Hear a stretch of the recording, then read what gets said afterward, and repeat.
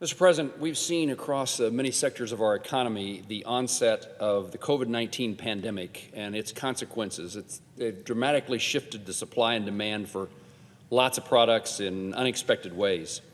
I'm on the floor today to speak about the price of lumber, the impact of the soaring costs that are having on home builders and on home buyers.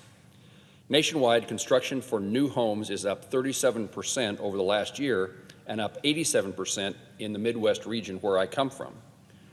Rising demand for new home construction, as well as an upturn in do-it-yourself home projects during the pandemic, have rapidly driven up the cost of lumber. As a result, since last April, overall lumber prices are up over 300%. Lumber and wood products account for roughly 15% of the construction costs for a single-family home. We all work to see that single-family home is something that is available to Americans. It's the American dream. But lumber accounts for the second largest overall cost of building a new home, only behind the cost of the land that the home sits on.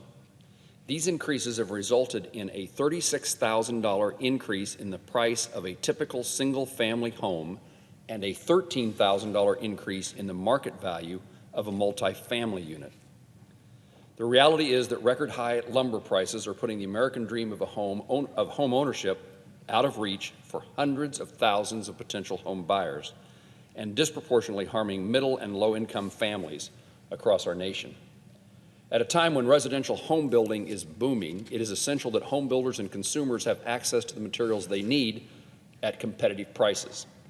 Historically, Canada has been the largest foreign supplier of softwood lumber in the United States.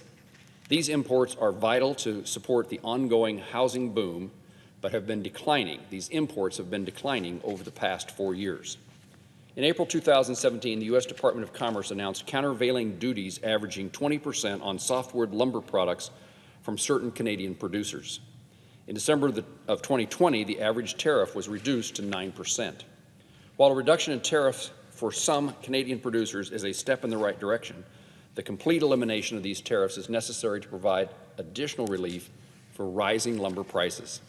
At a recent Commerce, Justice, and Science Appropriations Subcommittee hearing, I raised this topic with U.S. Trade Representative Catherine Tai and urged her to engage with her Canadian counterpart to reach a long-term agreement on softwood lumber trade.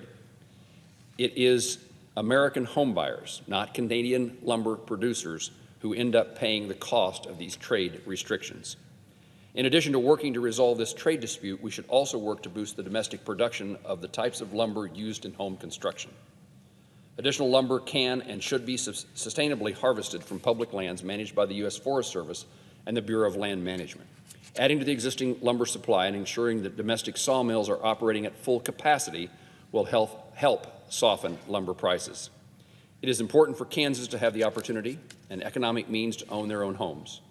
Unfortunately, the current lumber prices are making that dream unattainable for way too many families. Resolving a long-standing trade dispute with Canada on softwood lumber and better managing our public lands to increase lumber production will both help alleviate the problems facing home builders and home buyers. Mr. President, I yield the floor, but before doing so, I note the absence of a quorum.